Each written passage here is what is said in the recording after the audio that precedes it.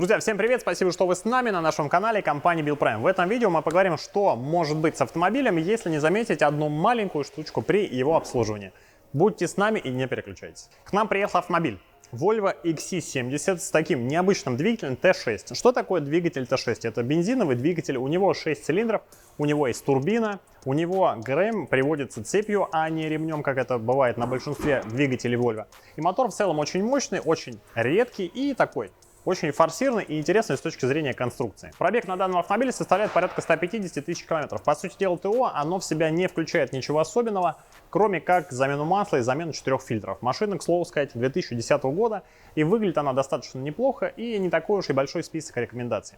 Но есть одна очень важная рекомендация, особенно применительно к этому двигателю. Как я уже сказал, этот двигатель, он достаточно интересный с точки зрения конструкции. В частности, особого внимания при покупке и обслуживании заслуживает цепная передача двигателя. Цепная передача — это такая передача, которая приводит в движение элементы двигателя, в частности, и приводит в движение навесное оборудование. К навесному оборудованию в данном двигателе у нас относится компрессор, кондиционер, помпа, которая двигает охлаждающую жидкость по системе охлаждения, а также генератор. Генератор приводится в движение от редуктора через резиновую муфту, а все, что находится с правой стороны, то есть компрессор, кондиционера, там помпа и еще ряд других элементов, это все приводится через ремень. Но, тем не менее, и в приводе с одной стороны, и в приводе с другой стороны у нас используются обгонные муфты. Что такое обгонные муфты? Это элемент, который, по сути дела, в одну сторону вращается, а в другую нет.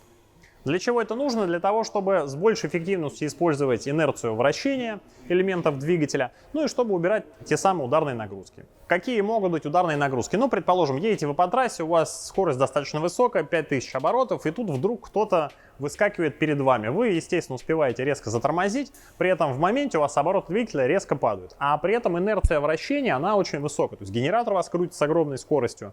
Не знаю, там компрессор кондиционера, его муфта крутится с огромной скоростью. И тут резко вы газ сбрасываете, обороты падают, а инерция этих элементов могла бы быть, и они бы еще могли вращаться, вырабатывать электричество, создавать комфорт в салоне, но вы резко сбавили обороты, и они вроде как тоже, их скорость вращения должна упасть. И вот как раз, чтобы с большей эффективностью и меньше было ударных нагрузок, как раз обгонная муфта в этот момент начинает проворачиваться, элементы крутятся, и все в автомобиле работает хорошо. Но, к сожалению, это муфта, а здесь их установлено аж целых две, они имеют, конечно же, свой определенный ресурс. И на моторе 3.2, который является очень мощным, очень горячим, ну и как на этом моторе 3.0 турбо T6, конструктивно они в целом похожи 3.2 и 3.0 турбо T6. Вот, мотор достаточно горячий, подвергается высоким температурным нагрузкам, ну и опять же под воздействием температурных нагрузок и возраста, конечно же, элемент выходит из строя. Наше предположение, что смазка внутри данной муфты, она просто со временем высыхает, и муфта перестает корректно работать. Когда эта проблема происходит, важно это вовремя заметить. Обычно при каждом техническом обслуживании эти элементы проверяются, и в случае, если эти муфты перестают работать, а это можно услышать, например, либо при механическом проворачивании, если вы знаете, в какую сторону и как это делать, либо если вы резко нажимаете на газ и в этот момент глушите машину, то если муфта работает, слышна такая определенная инерция. Если же они заклинили, то, конечно, никаких других звуков вы уже не услышите. Если же вовремя эту неисправность не заметить, то тогда, ну, первое что, идет повышенная нагрузка, в частности, и на редуктор, и на элементы такие, как генератор и компрессор. Ну, на компрессор в меньшей степени, поскольку он все-таки приводится в движение через ремень, а на генератор в большей степени, поскольку он практически напрямую через редуктор приводится в движение при помощи резиновой муфты. С муфтой, конечно, навряд ли что-то случится, с ремнем тоже навряд ли что-то случится, а вот непосредственно с самим генератором и редуктором, конечно, ну, неисправности имеют место быть. И второй такой самый неприятный момент — это то, что ремень, который приводит в движение все это, он может порваться, ну и в результате у вас будет перегрев двигателя и не будет работать компрессор кондиционера и система охлаждения салона, естественно, тоже.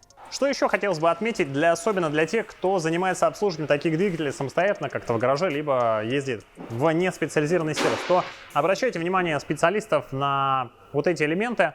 В принципе, особенно когда вы заметите какие-то посторонние звуки, повышенную вибрацию на холостых оборотах, то как раз обгонная муфта генератора и обгонная муфта редуктора, то, что приводит в движение все навесное оборудование с правой стороны, это может быть как раз являться той самой причиной.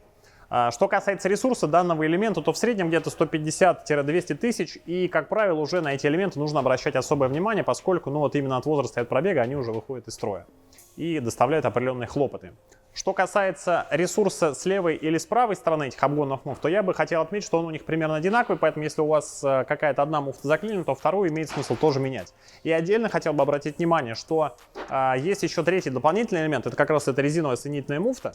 У нее даже есть свой регламент замены, это 160 тысяч, либо получается 8 лет. Поэтому спустя это время, а как правило это при замене обгонной муфты генератора с левой стороны, ну именно генератора, то, конечно же, имеет и эту муфту тоже смысл менять, чтобы она от возраста потом не разрушилась и генератор не перестал работать. Что касается производителей. Ну, безусловно, конечно, оригинальная муфта, она имеет свои плюсы в том плане, что это максимальная гарантия, но здесь можно также рассмотреть производителя Inna. Это, по сути дела, тот же самый производитель, что поставляет на конвейер. На текущий момент где-то порядок цен такой. Одна муфта стоит чуть дешевле, порядка 6 тысяч рублей, вторая муфта стоит чуть дороже, где-то порядка вот, ближе к 8 тысячам рублей. И примерно столько же стоит вот эта резиновая соединительная муфта, она может быть только в оригинальном исполнении. Для того, чтобы выполнить замену, вам придется подразобрать немножко, как с правой стороны, открутив компрессор, снять ремень. Для того, чтобы поменять обгонную муфту с левой стороны, необходимо снять впускной коллектор, генератор, ну и вот это все дело подразобрать. По времени процедура замены занимает где-то примерно 2-2,5 часа. Вероятнее всего потребуется откачка системы кондиционирования для того, чтобы убрать из моторного отсека сам компрессор кондиционера. Напишите, пожалуйста, в комментариях, а как вы обслуживаете ваш автомобиль, делаете это самостоятельно, доверяете каким-то специализированным сервисам, официальным дилерам или какому-то ближайшему любому сервису, который вам нравится.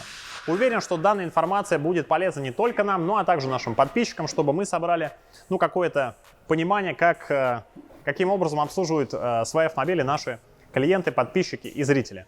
Будьте с нами, подписывайтесь на наш канал, пишите комментарии, ставьте лайки. Будьте счастливы, пусть ваша воля не ломается. Пока-пока.